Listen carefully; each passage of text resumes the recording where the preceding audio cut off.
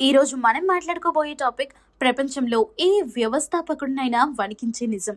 మీరు గొప్ప ఐడియాతో స్టార్టప్ మొదలు పెట్టాలని కలలు కంటున్నారా? అయితే ఈ వీడియో మీకోసమే. స్టార్టప్ ప్రపంచం చాలా మెరిసిపోతూ కనిపిస్తుంది. కోట్ల రూపాయల ఫండింగ్, యువ సీఈఓలు, ఆఫీసుల్లో సరదా వాతావరణం. కానీ దీని వెనుక ఒక చీకటి సత్యం ఉంది.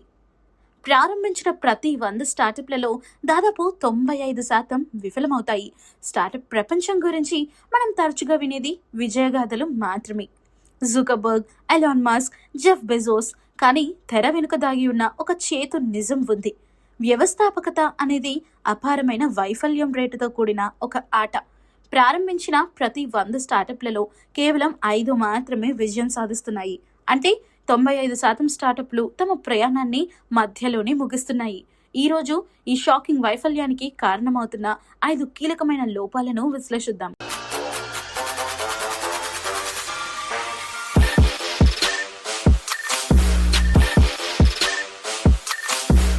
చివరి 2 కారణాలు చాలా మంది వ్యవస్థాపకులు పూర్తిగా పట్టించుకోనివి. కానీ ఎందుకు? వారి దగ్గర మంచి ఐడియా లేదా? ఫండింగ్ లేదా? లేదు. వైఫల్యానికి కారణాలు చాలా లోతుగా, చాలా ప్రాథమికంగా ఉంటాయి. ఈరోజు ఆ 5 కీలకమైన అసలు కారణాలను వివరిస్తారు. చివరి కారణం అత్యంత ప్రమాదకరమైనది. మొదటి మరియు అత్యంత సాధారణమైన కారణం మార్కెట్ డిమాండ్ లేకపోవటం. చాలా మంది వ్యవస్థాపకులు solution in search of a problem అనే తప్పు చేస్తారు. వారికి ఒక గొప్ప ఐడియా వస్తుంది. ఆ ఐడియాతో ప్రేమలో పడతారు. కానీ ఆ ఐడియా నిజంగా ఎంత పెద్ద సమస్యను పరిష్కరిస్తుందో పరిశోధించరు. ఈ లోపం కారణంగానే దాదాపు 42% స్టార్టప్లు విఫలమవుతున్నాయని గణాంకాలు చెబుతున్నాయి. ఉదాహరణకు, మీరు ఒక ఖచ్చితమైన కాఫీ కప్పు కోసం ఒక యాప్ను తయారు చేశారనుకుందాం. ఐడియా బాగున్నా ఉదయం లేవగానే కాఫీ తాగాలనుకునే వ్యక్తి 5 నిమిషాలు యాప్లో సెర్చ్ చేస్తారా? లేదా నేరుగా బ్రూ చేసుకోవటానికో పక్కనున్న దుకాణానికో వెళ్తారా? ప్రజలు తమ డబ్బును దేనికోసం ఖర్చు చేయాలనుకుంటున్నారో తెలుసుకోవటం ముఖ్యం. మీ ఉత్పత్తి ప్రజల అవసరాన్ని తీర్చాలి, కేవలం ఆసక్తిని మాత్రమే కాదు. మీరు మార్కెట్లోకి వెళ్లే ముందు మీరు పరిష్కరిస్తున్న సమస్య ఎంత పెద్దది, దీనికి ఎన్ని లక్షల మంది కస్టమర్లు ఉన్నారు, వారు ఈ పరిష్కారం కోసం డబ్బు చెల్లించడానికి ఎంత సిద్ధంగా ఉన్నారు అనే ప్రశ్నలకు స్పష్టమైన జవాబు ఉండాలి. లేదంటే మీ కృషి అంతా వృధా. 2వ కారణం నిధులైపోవటం లేదా నగదు ప్రవాహాన్ని, క్యాష్ ఫ్లో సరిగ్గా నిర్వహించకపోవటం. చాలా మంది వ్యవస్థాపకులు పెద్ద ఫండింగ్ దొరికిన వెంటనే అకౌంట్లో చాలా డబ్బు ఉందని భావిస్తారు. కానీ స్టార్టప్లు చాలా వేగంగా డబ్బును ఖర్చు చేస్తాయి. ఈ ఖర్చు వేగాన్ని బర్న్ రేట్ అంటారు. ఎక్కువ బర్న్ రేట్ ఉంటే మీ కంపెనీకి మనుగడ కష్టం. చాలా స్టార్టప్లు అవసరానికి మించి అద్దెకు తీసుకోవటం, ఉద్యోగులకు భారీ జీతాలు ఇవ్వటం లేదా అనవసరమైన సాఫ్ట్వేర్లకు డబ్బు ఖర్చు చేయటం చేస్తాయి. ఇది వారి రన్వేను తగ్గిస్తుంది. రన్వే అంటే మీ జేబులో ఉన్న డబ్బుతో మీరు ఎన్ని నెలలు నడపగలరు అని. మీకు తగినంత ఆదాయం వచ్చేలోపు లేదా తదుపరి ఫండింగ్ దొరికేలోపు మీ రన్వే అయిపోతే మీరు దివాలా తీయటం ఖాయం. ఒక కంపెనీ తన కార్యకలాపాలను కొనసాగించడానికి ఎల్లప్పుడూ 6 నుండి 12 నెలలకు సరిపడా క్యాష్ను నిర్వహించడం తప్పనిసరి. కేవలం గొప్ప ఐడియాలు కాదు, క్రమశిక్షణతో కూడిన ఆర్థిక నిర్వహణ మాత్రమే స్టార్టప్ను బతికిస్తుంది.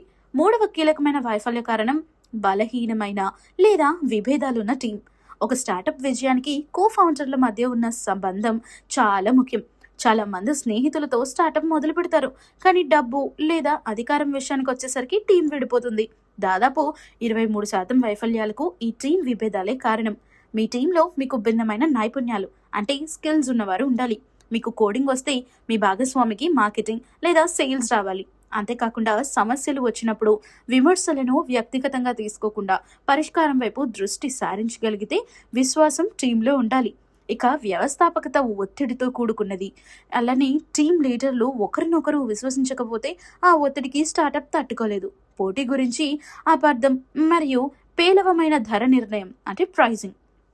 మీకు పోటీదారులు లేరని అనుకోవటం కూడా అతిపెద్ద పొరపాటు. మీరు పోటీదారులను తక్కువగా అంచనా వేయటం వలన లేదా మీ ఉత్పత్తికి సరైన ధర నిర్ణయించడంలో విఫలమవటం వలన మీ స్టార్టప్ మార్కెట్ నుంచి త్వరగా నిష్క్రమించవచ్చు. మీరు మీ సేవకు లేదా ఉత్పత్తికి ధర నిర్ణయించేటప్పుడు అది కస్టమర్కు ఇచ్చే విలువకు అనుగుణంగా ఉండాలి. ధర మరీ ఎక్కువగా ఉంటే కస్టమర్లు దూరం అవుతారు, మరీ తక్కువగా ఉంటే మీ కంపెనీ లాభాలు పొందలేదు. అంతేకాకుండా పెద్ద కంపెనీలు ఫేస్బుక్, గూగుల్ వంటివి మీ ఫీచర్ను సులభంగా కాపీ చేసి ఉచితంగా ఇవ్వగల సామర్థ్యాన్ని విస్మరించకూడదు. మీ యునిక్ సెల్లింగ్ ప్రపోజిషన్ యుఎస్పి చాలా బలంగా ఉండాలి. చివరిది మరియు అత్యంత ప్రమాదకరమైన కారణం వినియోగదారుల ఫీడ్బ్యాక్ను విస్మరించడం. చాలా స్టార్టప్లు తమ ప్రోడక్ట్ను మార్కెట్లోకి త్వరగా విడుదల చేయడానికి బదులుగా దాన్ని పర్ఫెక్ట్ చేయడానికి సంవత్సరాలు గడుపుతాయి. కానీ ఈ పర్ఫెక్షన్ కస్టమర్కి అవసరం లేదు. కస్టమర్ అభిప్రాయాలు తరచుగా మారుతూ ఉంటాయన్నమాట. ఇక మినిమల్ వయబుల్ ప్రోడక్ట్ ఎంవిపితో మార్కెట్లోకి వెళ్ళి కస్టమర్ నుండి నేరుగా ఫీడ్బ్యాక్ తీసుకొని దాని ప్రకారం మీ ప్రోడక్ట్ని మార్చడం లేదా వేరే దిశలో వెళ్ళడాన్ని పివోట్ అంటారు. ఇక ఫీడ్బ్యాక్ను పట్టించుకోకపోవడం అంటే కస్టమర్లకు అసలు ఏం కావాలో తెలుసుకోకుండా మీరు ఊహించుకున్న దాన్ని అమ్ముకోవాలని ప్రయత్నించడం. వైఫల్యానికి ఇదే సులభమైన మార్గం. మీ కస్టమర్లు మీ స్టార్టప్కు ఉచిత సలహాదారులు. వారి మాట వినండి. స్టార్టప్ వైఫల్యానికి కారణం కేవలం బ్యాడ్ లక్ కాదు, ఇది మార్కెట్ను తప్పుగా అంచనా వేయటం, డబ్బును సరిగ్గా నిర్వహించకపోవటం, టీం వైఫల్యం మరియు కస్టమర్ మాట వినకపోవటం. ఈ 95% వైఫల్యం రేట్లో మీరు భాగం కాకూడదనుకుంటే ఈ 5 ప్రాథమిక అంశాలపై దృష్టి పెట్టండి.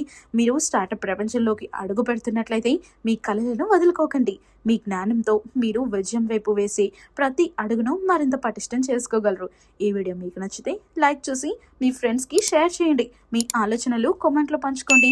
నెక్స్ట్ వీడియోలో కలుద్దాం.